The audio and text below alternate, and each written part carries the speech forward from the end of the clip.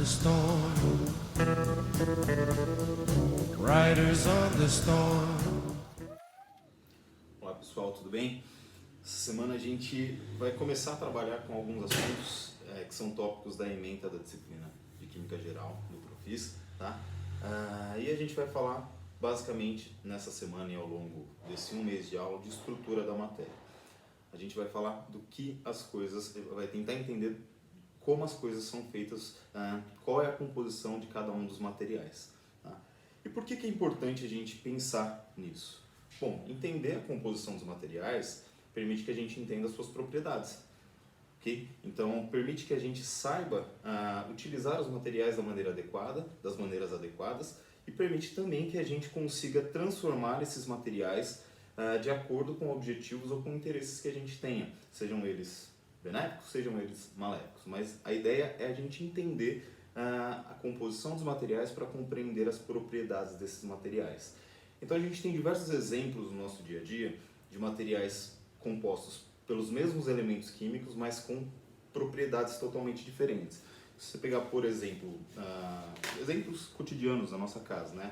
Papel toalha, por exemplo, ele é feito de carbono, hidrogênio e oxigênio. Os átomos estão arranjados de uma certa maneira, formando moléculas e que geram determinadas propriedades para esse material. Agora, se a gente pegar qualquer tipo de plástico ou vários dos tipos de plásticos, a gente tem também na composição carbono, hidrogênio, oxigênio, eventualmente só carbono e hidrogênio, eventualmente outros átomos além de carbono, hidrogênio e oxigênio. Mas as propriedades são bastante distintas. Então, por que isso acontece? Como que esses átomos se rearranjam? Ou como que esses átomos se ligam? E por que esse tipo de ligação, ou esse tipo de composição, gera propriedades diferentes? Só que para entender isso, a gente vai se basear em um problema, que vai ser o problema que a gente vai trabalhar ao longo do mês inteiro. Né? E esse problema tem a ver com a produção de energia solar. Ok? Por que a gente vai pegar este problema específico? Bom, a gente poderia trabalhar com várias situações, com vários problemas, com a composição e propriedades de diversos materiais, mas a gente vai pegar esse problema específico porque é um problema atual da ciência, é um problema atual da sociedade. A produção de energia ainda é um dos entraves da nossa sociedade. A gente tem uma matriz totalmente focada, ou grande parte dessa matriz focada na queima de combustíveis fósseis, e a gente tem diferentes recursos energéticos chamados renováveis. Então a gente vai trabalhar com a ideia de produção de energia solar para tentar entender como a gente pode produzir energia solar e a partir dessa produção entender os materiais ou as propriedades desses materiais. Outro ponto importante de trabalhar com a produção de energia solar é que no desenvolvimento da ciência, no entendimento da ciência a respeito da composição da matéria, nós precisamos, há muito tempo atrás, entender como a energia solar, como a radiação interage com a matéria. A partir do entendimento de como a radiação interagia com a matéria, nós podemos compreender melhor do que a matéria é feita. E a partir da compreensão dessa matéria, a gente pode então utilizar esses conhecimentos e voltar para utilizar a radiação solar para produzir energia. Então é um processo meio cíclico, né? A gente entende a partir de um fenômeno que é a interação da energia com a matéria, a gente consegue entender melhor como essa matéria é feita e a partir do entendimento dessa matéria, produzir novas substâncias ou novos entendimentos e a partir daí gerar produtos que sejam de interesse para a nossa sobrevivência como seres humanos e para a sobrevivência do planeta como um todo.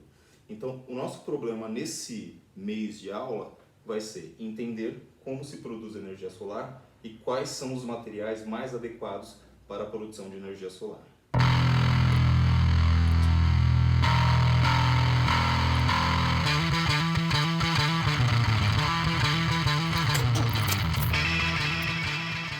Bom, então vamos lá.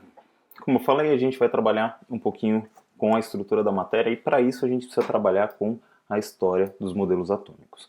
Mas antes, né, como a gente vai trabalhar com uma problemática que é a produção de energia solar, né, e esse problema vai ser o alvo que a gente vai ser o objetivo de estudo que a gente vai ter que desenvolver ao longo desse mês de aula, nada mais interessante do que a gente começar entendendo um pouquinho do contexto no qual nós estamos em termos energéticos. Então, se a gente pensar se nós pensarmos a respeito da energia no Brasil e no mundo, então a gente tem o que a gente chama de matriz energética, né? Matriz energética é um conjunto de estratégias que um país utiliza para a produção de energia. Ou um país, ou um continente, ou uma região do mundo, ou, no caso aqui, né, o mundo em si como um todo. Então, se nós olharmos, a gente tem dois tipos de estratégias de produção de energia. A estratégia renovável, né? Ou seja, utilizamos fontes renováveis de energia, e a gente já vai discutir o que são as fontes renováveis, e a estratégia que utiliza fontes não renováveis. Então, fontes renováveis são aquelas que eu consigo produzir a energia sem desgastar tanto o ambiente. Ou seja, eu consigo renovar essa energia. Eu produzo a partir de uma matriz e essa matriz ela é renovável. Eu consigo fazer essa matriz de novo, produzir essa matriz de novo e produzir mais energia a partir dela. Ok? Fontes não renováveis são aquelas que são finitas. Então eu produzo energia a partir dessa fonte e ela deixa de existir. Como consequência, quando essa fonte primária deixar de existir por completo, eu não consigo mais produzir energia. Um exemplo claro de matriz de fonte de energia não renovável é o petróleo.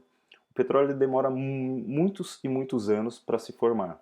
Então, uma vez que o petróleo acabar, a gente não terá tempo hábil para ele se formar novamente e eu produzir energia a partir dele novamente. Por quê? Ele demora muito tempo para se formar. Um exemplo de fonte renovável de energia são as hidrelétricas, né? A água ela não é consumida no processo de produção de energia numa usina hidrelétrica. Ela está constantemente no ambiente. Então ela passa por turbinas e eu posso fazer com que ela passe de novo e passe de novo. A água não deixa de existir, apesar de outros impactos que isso pode gerar. Se você olhar no Brasil e no mundo, né, olhando esses dois gráficos que estão na tela, você percebe que o Brasil ele tem uma grande contribuição de fontes renováveis, né? Então, é um dado um pouco antigo, de 2006, mas esse dado não se altera tanto para os dias atuais. Mas o Brasil ele tem 44,7%, ou seja, quase metade da sua energia de fonte renovável. Comparado com o restante do mundo, que só tem 13,3%, o Brasil, querendo ou não, é um exemplo de produção de energia a partir de energia renovável. Entretanto, se você olha esse gráfico aqui, ó, você não encontra, por exemplo, a energia solar, né? Em nenhum dos dois. Por quê? Ela não é produzida? Não, não é porque ela não é produzida, é porque ela é produzida em pequena escala. Tão pouco que não aparece nesses gráficos em termos de porcentagem, ok? Só que a energia solar é uma energia renovável, é uma fonte que você tem a radiação solar produzindo energia. E a radiação solar, até onde nós sabemos, ela não irá acabar tão cedo ou ela é uma fonte renovável de energia. Então aqui a gente tem mais um outro gráfico que indica agora um comparativo do Brasil com países da OCDE, que é a Organização de Cooperação e Desenvolvimento Econômico, e com o restante do mundo, né? E aí você tem fontes renováveis, hidrelétrica, bagaço de cana, eólica, solar, entre outras fontes renováveis. Percebam aqui, ó, a energia solar 0,003%, ou seja, um valor muito ínfimo para uma fonte que está disponível no nosso ambiente. Então a gente tem que entender o que está acontecendo e como a gente pode aprimorar esse processo de produção de energia a partir da energia solar, de energia elétrica a partir da energia solar. Aqui mais um comparativo, agora entre países, né? E, bom, o Brasil é um país de proporções continentais, né? E a gente é um país que recebe muita energia solar, principalmente no lado norte e nordeste do nosso país. E mesmo assim, a gente gera menos energia solar do que a Guiana Francesa. Okay? Então é um desperdício de energia e a gente tem que entender. Será que é possível produzir mais energia solar? O que a gente pode fazer? Quais são os materiais que são utilizados e por que há ainda esse impasse? Claro que essa questão passa por várias questões políticas e sociais, né, que talvez a gente discuta, mas não é o alvo. O nosso alvo aqui é pensar em termos de materiais. Só para ter uma ideia, né, um comparativo com o mix energético da Alemanha. Então a Alemanha é um país também que tem uma expressiva parcela da sua energia produzida a partir de energia solar, Então 34 a partir de energias renováveis, então 34%, né? E energia fotovoltaica, aqui ela tem 7% de produção da energia fotovoltaica. Enfim, é um valor mais alto do que o valor que a gente tem aqui no Brasil ou que a gente tem no resto do mundo. A China, recentemente, né, assumiu a liderança na produção de energia solar. Então, a China é um dos países que produz mais energia e consome mais energia pelo tamanho da população e pelo status da China de ser um país que tem muitas indústrias e produz materiais para o mundo inteiro, né? Então, em tempos recentes, ela acabou assumindo a liderança na produção de energia solar ali no ano de 2016. Percebam aqui, ó, a unidade de medida, gigawatt, é uma unidade de medida de energia, tá ok? Bom, então, para a gente trabalhar nesse primeiro mês, a gente vai precisar entender alguns aspectos. O primeiro deles é como que funciona, como que é produzida a energia solar. Bom, eu sei que eu tenho o Sol, eu sei que eu tenho as placas solares, e eu sei que de alguma maneira a interação da energia, da radiação do Sol com as placas solares, produz energia elétrica. Nós precisaremos entender esse processo, tá? Então, como que a energia solar interage com os materiais que estão presentes nas placas solares e esses materiais convertem essa energia que é a radiação em energia elétrica para o funcionamento dos nossos aparelhos. E qual que é a relação dessa energia produzida com a energia que vem da rede? Não sei se vocês sabem, mas quando você tem produção de energia própria, como a energia solar, se você produz mais do que você gasta, você pode destinar esse excedente produzido para a rede. Ou seja, você pode vender aquilo que você produziu a mais para a companhia de abastecimento de energia elétrica. Okay? Existem algumas regras para isso. Essas regras não são tão favoráveis ao consumidor, aquele que produz na sua própria casa, mas existem essas regras. Então, nosso principal foco durante esse mês de aula vai ser entender do que são feitos esses materiais e como esses materiais funcionam na produção de energia elétrica. Quais são as propriedades específicas que eles têm para a produção de energia elétrica, tá? A partir da radiação solar. Aqui está um exemplozinho de placas solares, né? Uma foto real, né? E aqui uma ampliação, né? Que mostra a interação da radiação, de maneira bem simplificada, com os materiais existentes ali na placa solar. Vocês já podem olhar alguns pontos que vão aparecer nas suas pesquisas, né? Aqui a gente tem silício tipo N, silício tipo P. O que significa isso? Né? Eu te digo que tem uma relação com semicondutores. Então, o que significa um silício semicondutor tipo N, um silício semicondutor tipo P? São estruturas que a gente vai estudar ao longo desse mês. Íons positivos e íons negativos. O que isso significa? Elétrons e buracos. O que isso significa?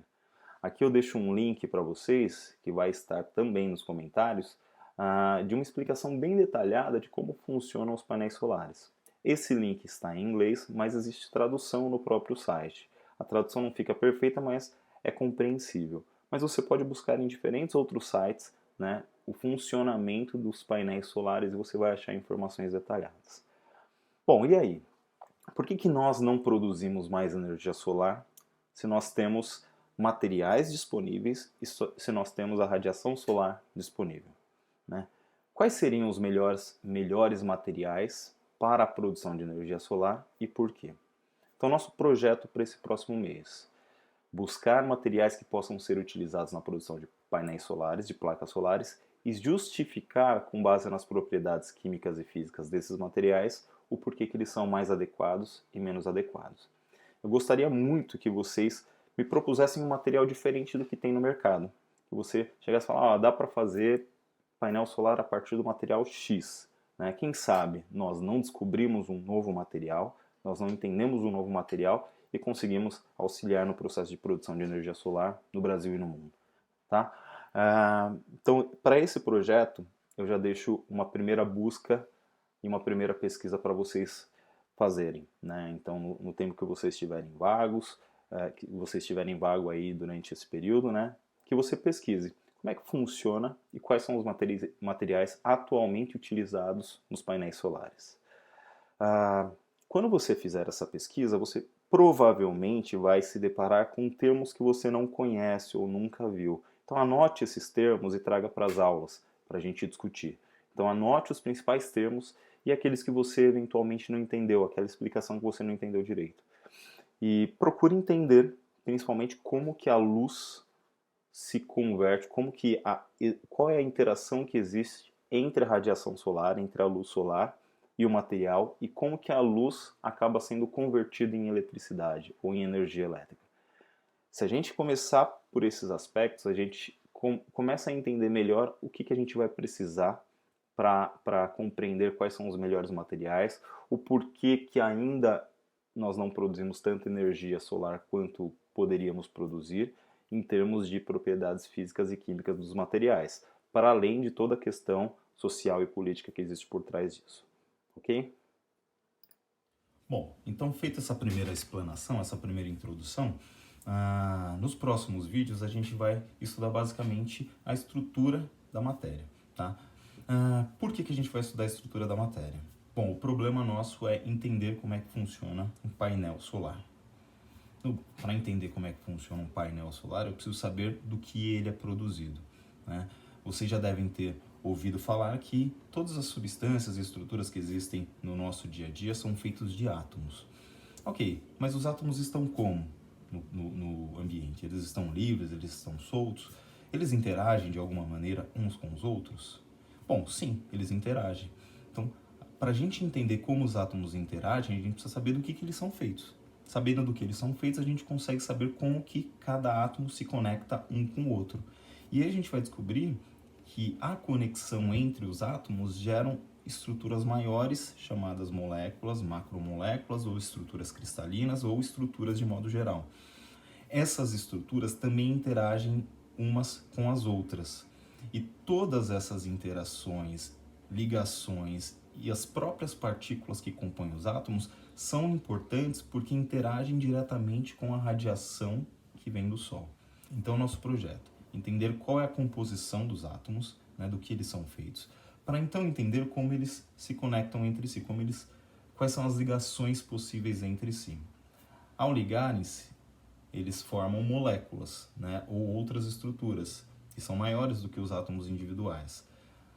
Se a gente souber como essas estruturas são formadas, a gente pode entender como elas interagem umas com as outras. E a partir disso, entender como a radiação pode, a partir da energia contida, transformar-se em energia elétrica.